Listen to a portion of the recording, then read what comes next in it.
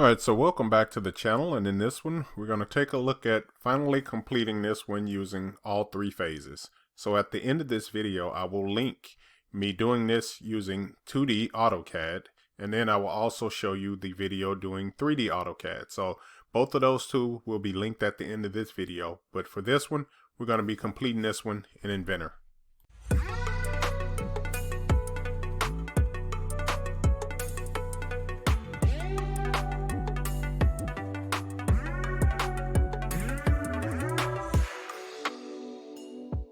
Okay, so just remember that anytime you're using Inventor, you have to assume what type of units that you're using.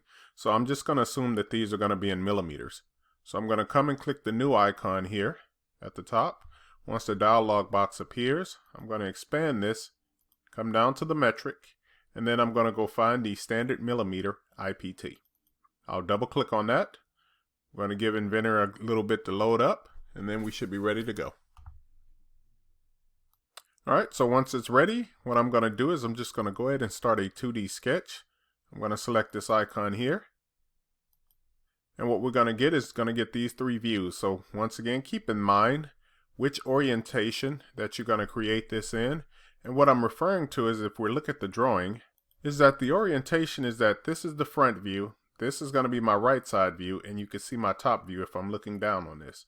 And likewise, looking at it through these three views. So I'm going to create this by creating this on the front view first, right? Now, it just depends on which way that you're going to create this. I can see that drawing it on the front view first is going to give me the best option for completing this. Alright, so when this is faced in the right location and the right orientation, what I'm going to do is I'm going to pick the plane that is parallel to that, right? So in this case, it'll be the XY plane. Now, in this program, we can go ahead and just start sketching things out. That's one of the things that I do like about using Inventor over AutoCAD. AutoCAD, you have to be super exact, and in Inventor, you don't have to be. You know, you can kind of drive it with the dimensions later. So let's start off with the line command here. And then we're going to kind of create our first line, right? And like I said before, you got kind of two options of doing this. I could start drawing this out. And if I wanted to go ahead and kind of lock this where it's at, I can do that and type in the distance already, since I do know the distance is 100. You can elect not to do that and just kind of keep freehanding sketching this. It all works out the same. So as it's stretching out this way, I think I will show you this way today. So I'm just going to type in 100. And I do have plenty of other videos where I just kind of go ahead and freehand sketch this. Let's kind of zoom back a little bit. Okay. So I'm just going to kind of draw the rest of these lines in, right? So I'm just going to sketch and go up here. And I'm going to definitely over-exaggerate some of this. But the shape that I'm trying to create is going to look something like this. And I know it goes around here. It kind of comes back down like this. And then it tags into that green dot here. Okay. So that's going to be the view that I need. Let's go ahead and start putting some more dimensions on this, right? So the first thing I need to do is that I know that this angle is sitting at 45 degrees. The way I know that is that the distance from this line to that end point is 10 going that direction, and the distance from this point to the bottom line is 10.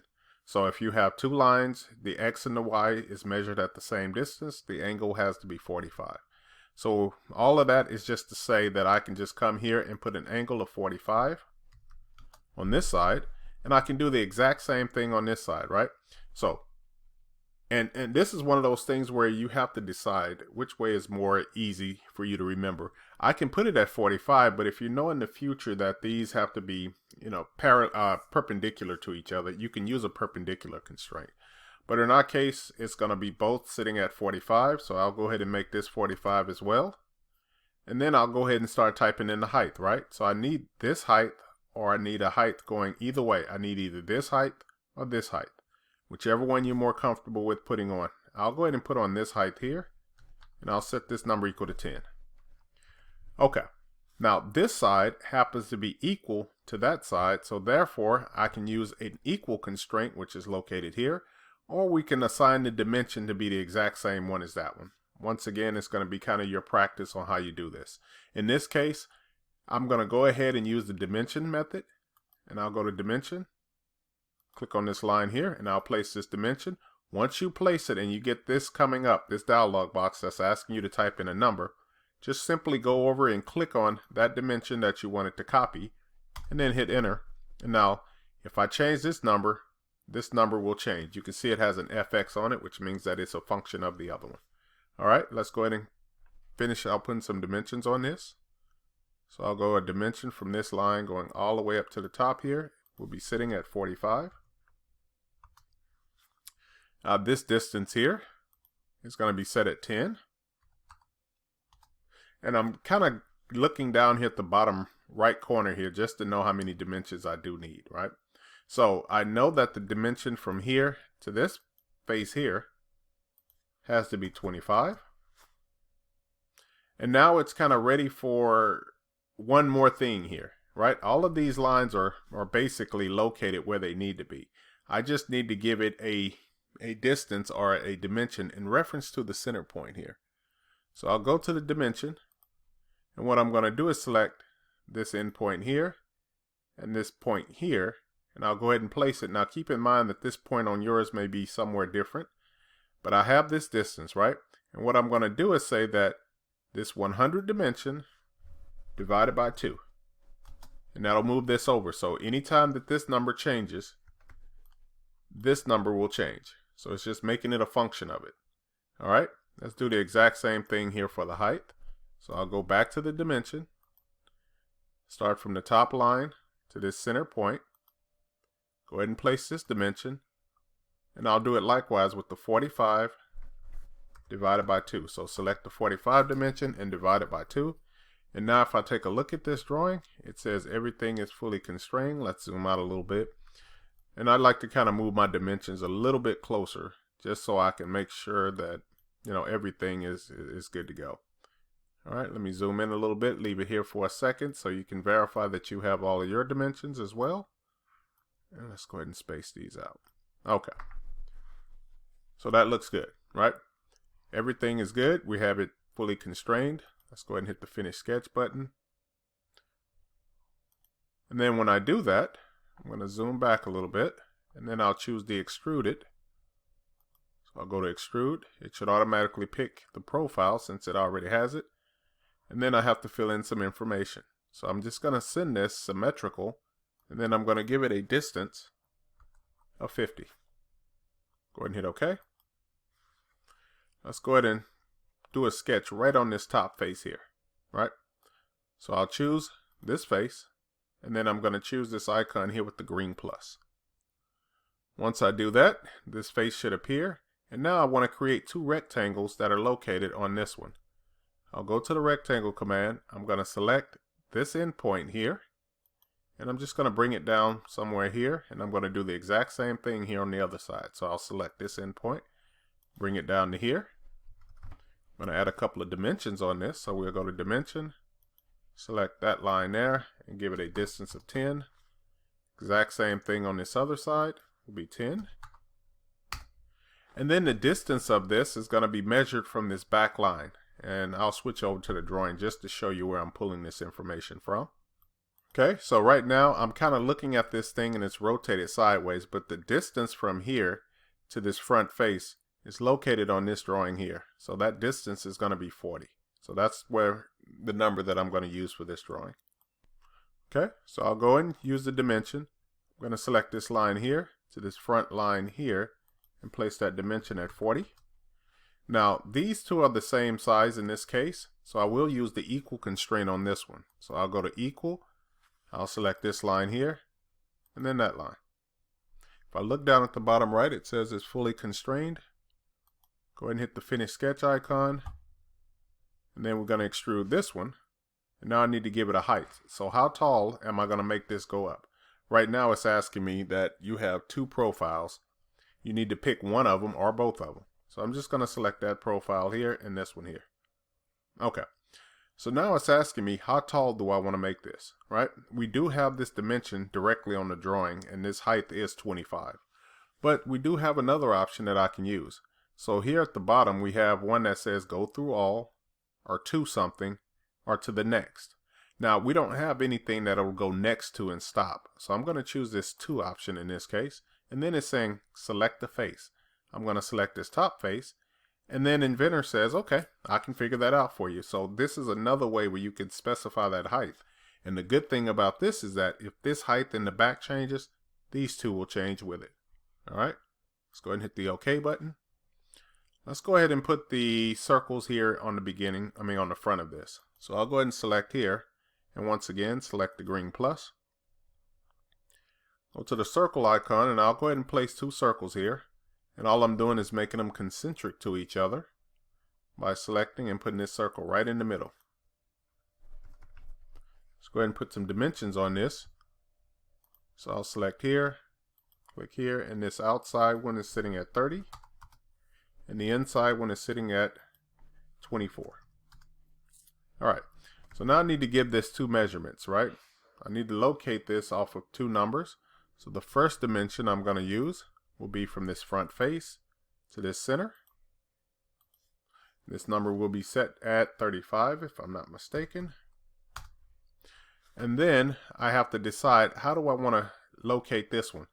Now, because I made my part symmetric, that means that my true center is going to be right here at this dot. I can use that in order to line up my circles here with that. Now, you have to kind of be careful on which one of these you choose. Always look at the preview line. So if I choose the horizontal, you'll see that it's actually giving me a vertical line, right? And that's what I want. So I'm going to select that center point there, and then this center point, and it's going to make them horizontal or keep them in line with each other. Now, if I look at the bottom here, it says fully constrained. That's just a goal that I try to achieve. You don't have to have a sketch fully constrained, but it's always a good notion to know that, hey, it's fully constrained, which means that basically it's dimensionally or constraints inlined and it won't move. It doesn't have any freedom to move. Let's go ahead and hit the finish sketch on this. Let's go ahead and choose extrude, and once again it's saying, hey, you need to tell me what profile you want to extrude, and I'll select this profile here. I'm going to give it a height of 5.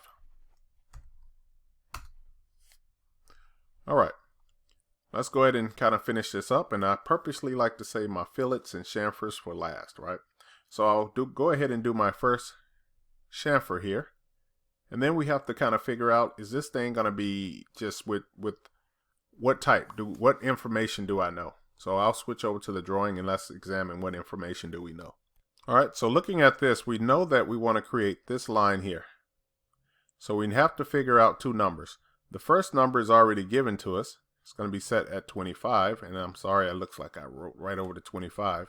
And the other number here is going to be this distance that goes right across here. So this distance here is what I'm going to be looking for, right?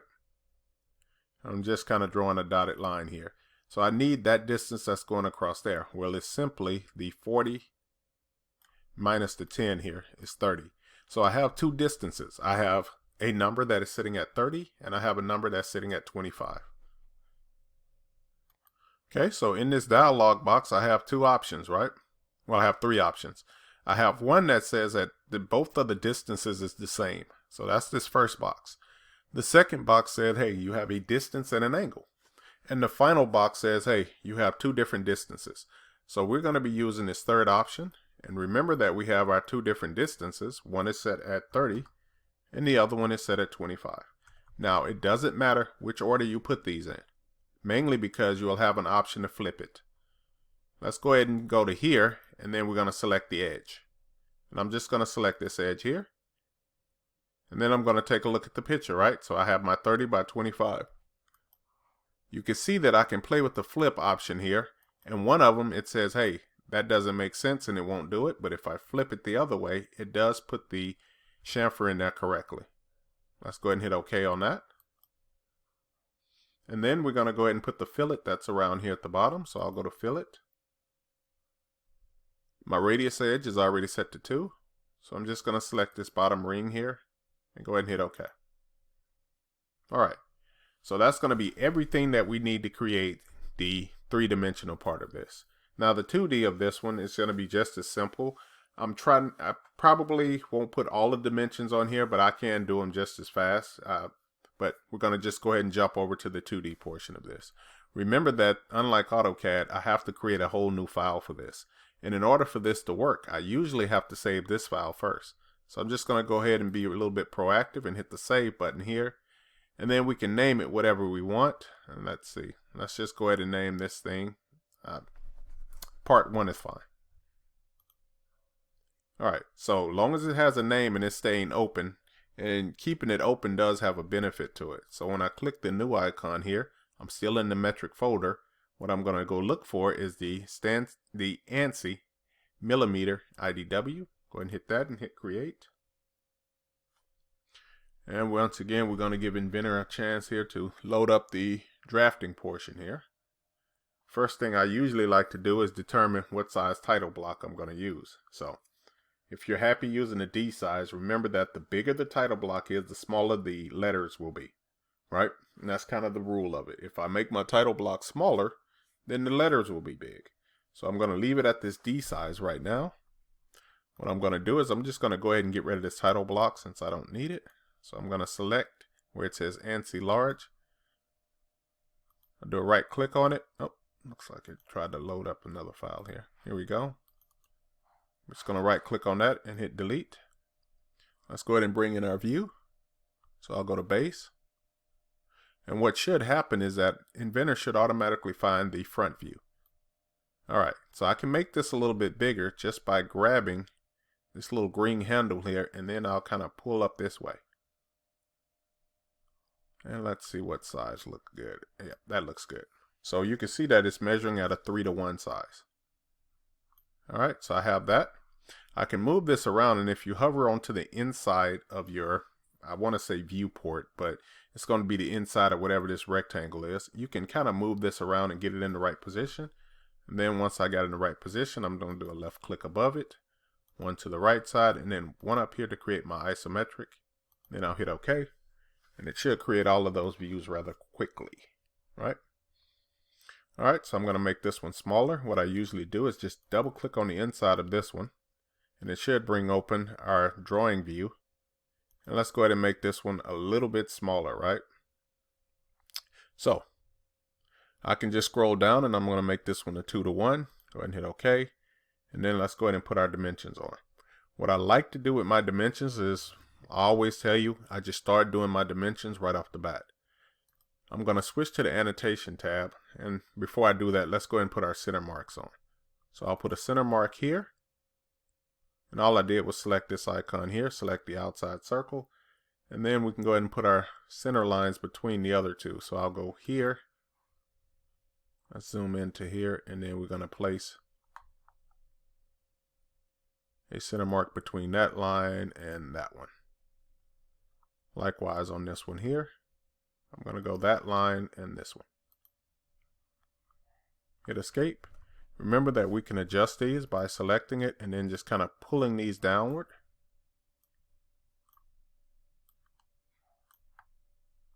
It seems not to want to let me move the top one down,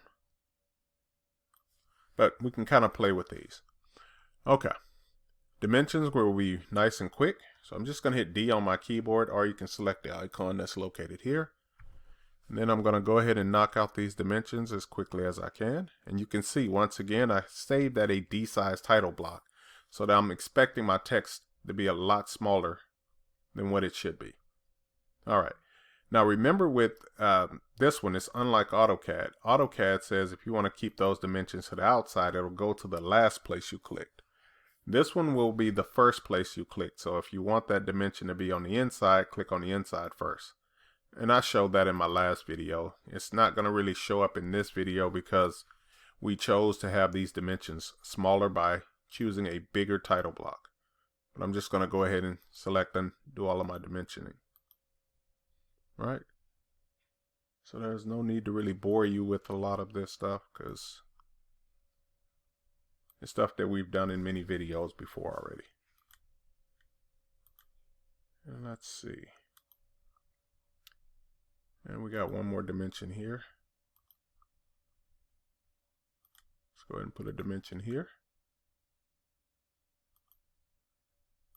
A couple of them sitting out here to this side.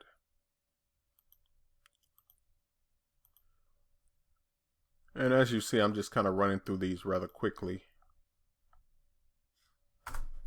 Looks like I actually selected the midpoint of that one.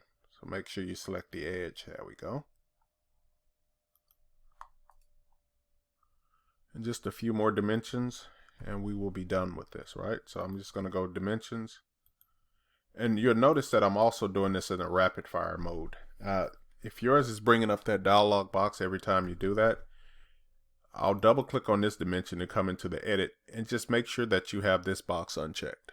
And then you can get into the rapid fire the way I'm kind of shooting through these dimensions. All right, let's go ahead and kind of finish up these dimensions. So I have a 35 sitting here. Dimension of 50 sitting here. Yep, just a couple of more and we shall be done. I don't know what happened to that dimension. I'm going to have to go back and take a look at these two. But yeah, you can see these two diameter dimensions. Something weird is happening. But I'll go ahead and kind of finish up what I'll need to do, and I'll kind of investigate that a little bit later. All right, so we have all of our dimensions, and I think it's mainly because it's trying to keep them like this. So hopefully it'll get fixed here when I do the style. So the next thing I'm going to do is go to the Manage tab. Once I have all my dimensions done, I'll click on the Style Editor, and once again, this is one of those things that it's going to take a second to load up. So depending on how fast or how much stuff you have on your computer or how many programs you have running, it may take a little bit. But once it does, you're going to be greeted with a dialog box that looks something like this. What I'm going to do first is I'll come down to where it says Dimensions. Then I'm going to take a look at my default ANSI dimensions. Now, if you want to know which dimension style you will be on, once I close this, I'll show you how you can tell which one it is. But another way you can also tell it is that it tells you right up here, it's going to be the standard ANSI millimeter one, right? So it's actually going to be this one is the one that I need to go ahead and update. All right, so I have this one highlighted, and then I'm going to go through and just basically change just the minimum stuff that I need to do. Underneath the units, what we can do is we can get rid of that trailing zero, right? So I can go ahead and uncheck this, and then the trailing zeros won't be displayed. Next, I'm just going to jump to the, let's see, the Display tab. And I'm trying to look for and see if there's anything here I need to change. Nope, that one is fine. The Text tab is going to be the next one. And what I'm going to do is make all of these dimensions, they're doing okay. But any angle dimensions, let's go ahead and make them horizontal. Also for our vertical ones, we'll make those horizontal as well. The rest of these I shouldn't have to worry about doing anything on. So I'm just going to hit the Save and Close button. And you can see that it did indeed fix all of my dimensions. Now, I'll try to put these dimensions back on here and see if that is one of the problems that it was having. So I'll go ahead and put this dimension back on. And yeah, something else that's going on. But like I said, if you want to know which dimension style you're on, anytime you're creating a dimension, it's going to actually light up here, right? So it'll show you what standard and things of that nature that you're using. You can also select which one that you have. So if I select one of these dimensions, and you can see I can kind of play with these, but whatever the standard is, and that's kind of what you saw when I went to the dialog box, it was doing it by the standard. All right. Let's go ahead and zoom the extents, and if you double click your middle mouse wheel. But I'm going to investigate a little bit more of why it's doing this. But besides that, it's rather straightforward and simple. Remember, if you use a smaller title block, then your dimensions will be a lot bigger. I happen to use a D-size title block in this case, so therefore my dimensions are a lot smaller. So just keep that in mind when you're determining what title block to select. All right. So I want to thank you for watching this video. Hopefully you enjoyed it, and I can't wait to bring you something else. Thanks for all those people that are subscribing and keep continuing to watch. Thank you.